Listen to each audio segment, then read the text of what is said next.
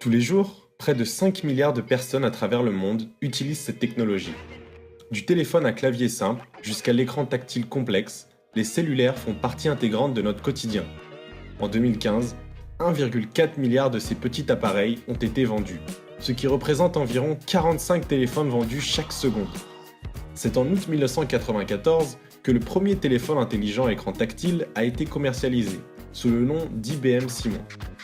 Peu à peu, les compagnies de téléphones comme Nokia et Samsung se lancent dans cette nouvelle ère, pour ressembler de plus en plus à un ordinateur multifonctionnel. Cela nous mène à une réflexion sur les intentions de ces compagnies. La fabrication et la mise en marché des smartphones est-elle responsable ?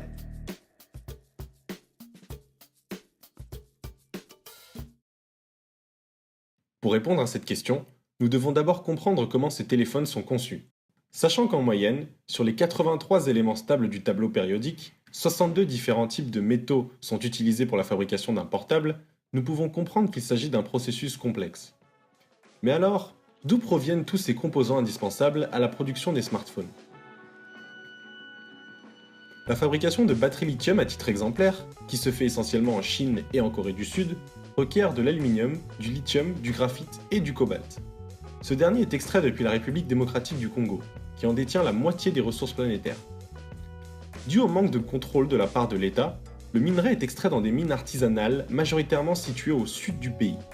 En 2015, l'organisation Amnesty International publie un rapport intitulé « Voilà pourquoi on meurt », dénonçant les atteintes aux droits humains dans l'exploitation minière artisanale. Selon le rapport, les mineurs ne bénéficient pas d'équipements de protection, ce qui les expose à un risque élevé d'infection pulmonaire, ou même la mort en cas d'effondrement des mines. Mais revenons-en au cobalt. Une fois récolté, il est acheté par des négociants sur les marchés locaux. Ces négociants font ensuite affaire avec l'entreprise CDM, qui est une filiale détenue à 100% par Huayou Cobalt, un des plus gros manufacturiers de produits minéraux de Chine. Ce sont eux qui s'occupent de traiter le cobalt importé en Chine et d'acheminer le minerai aux fabricants de batteries qui fournissent à leur tour les compagnies plus familières, comme Samsung, Apple ou LG. Sur l'ensemble des multinationales confrontées à l'enquête d'Amnesty, aucune n'a fourni d'informations suffisantes permettant de vérifier la provenance du cobalt utilisé dans leurs produits. LG Chem, qui fournit Apple en batterie, est l'unique entreprise qui a reconnu l'authenticité de sa chaîne d'approvisionnement et qui se montre réactive pour y remédier. Autrement, la plupart des entreprises ont choisi des stratégies défensives en niant les allégations alors qu'elles figurent parmi les clients des fabricants de batteries, tandis que d'autres se montrent conformes en affirmant simplement être en train de mener des enquêtes pour gagner du temps. En somme, le problème est que le marché mondial du minerai n'est pas réglementé, car celui-ci n'est pas considéré comme un minerai du conflit.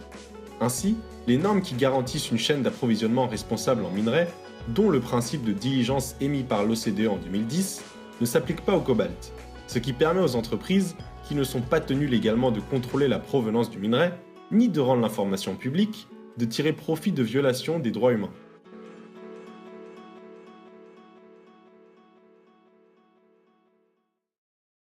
Les entreprises ont donc des efforts à faire en ce qui concerne l'éthique de la conception de leurs produits.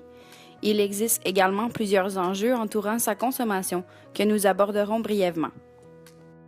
D'abord, au niveau de l'environnement, la production des téléphones portables est l'étape qui cause plus du 3/4 des émissions de gaz à effet de serre du cycle de vie de ce produit. Les minerais extraits sont purifiés, raffinés et transportés, ce qui consomme de l'énergie, produit des déchets et dégage du CO2, contribuant donc à l'effet de serre. Étant constitués en grande partie de plastique, un matériau difficilement recyclable, les portables sont malheureusement souvent jetés à la poubelle ou perdus dans la nature. De plus, des métaux très polluants comme le plomb, le mercure, le nickel ou l'arsenic ont des effets dévastateurs sur l'environnement. Certains matériaux indispensables à la fabrication des cellulaires sont par ailleurs disponibles en quantité limitée. Pour le cobalt, par exemple, il est estimé que les ressources seront épuisées d'ici 60 ans. Il faudrait donc repenser l'utilisation de ces métaux précieux. Passons désormais à la dimension sociale qui est trop souvent oubliée.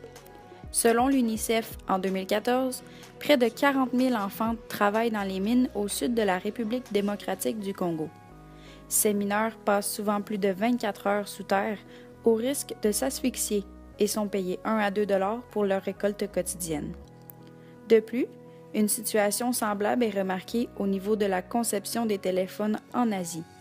On mentionne fréquemment des conditions de travail pénibles, un salaire en dessous des normes et des quarts de travail très longs.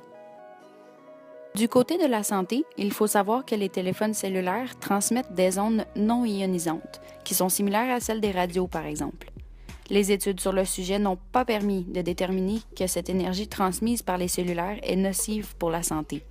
Cependant, le Centre international de recherche sur le cancer n'exclut pas que les champs électromagnétiques créés par ces ondes soient peut-être cancérigènes. Dans tous les cas, ces ondes peuvent avoir des impacts nocifs sur certains appareils médicaux, bien que les nouveaux équipements sont maintenant conçus pour ne plus être affectés. Toutefois, en avion, les téléphones peuvent perturber les liaisons radio pour la navigation, sauf si une antenne relais spécifique est installée. Enfin, au niveau de la sécurité, des risques importants sont liés au bon état ou non de la batterie. C'est en effet celle-ci qui, à cause d'une contamination issue d'une mauvaise protection, causerait l'explosion. Il arrive parfois que la fabrication du téléphone soit à l'origine d'une surchauffe, en particulier lorsque les compagnies utilisent des produits hautement inflammables.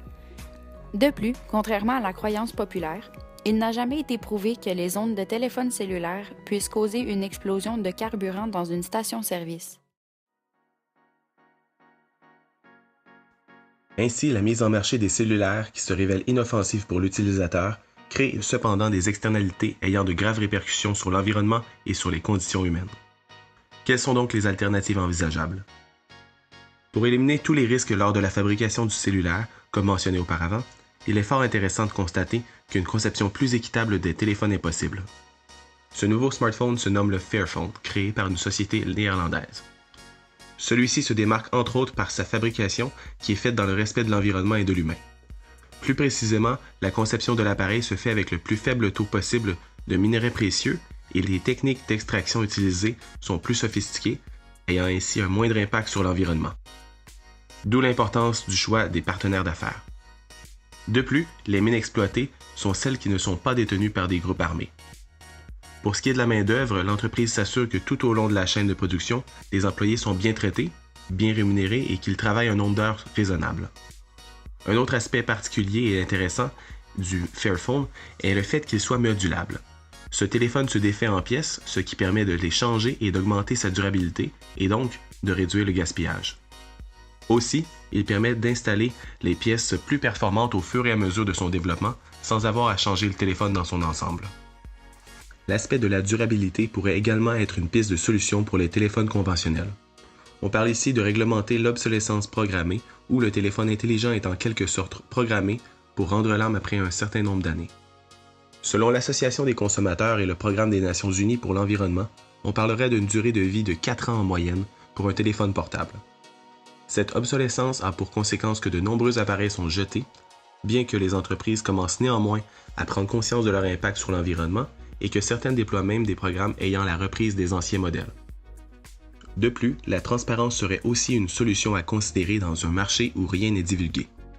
Dans ce sens, on parle ici d'informer les consommateurs sur le produit acheté ou par exemple chaque item viendrait avec la liste de ses composantes, où il a été fabriqué, etc. La désinformation permet à cette industrie de fleurir à travers des processus non responsables qui négligent surtout l'environnement et l'être humain, comme il a été mentionné dans cette présentation. De plus, il serait de mise que chaque compagnie diffuse leur chaîne de production, bien qu'il semble y avoir une certaine résistance à ce niveau, ce qui permettrait de voir vraiment le cheminement de la production du cellulaire et d'y voir où sont les bémols. Ceci aiderait les entreprises à perfectionner et surtout à corriger la chaîne d'approvisionnement de leurs produits pour la rendre plus responsable. En somme, nous pouvons affirmer qu'il y a place à amélioration. La commercialisation de nos gadgets préférés contribue au financement d'une guerre en Afrique dont la majorité d'entre vous n'ont probablement jamais entendu parler. Main-d'œuvre infantile, conditions de travail dangereuses et abusives, il en reste tout de moins que ces entreprises en sont responsables indirectement. D'autre part, l'industrie aurait tout à gagner en diminuant son impact écologique.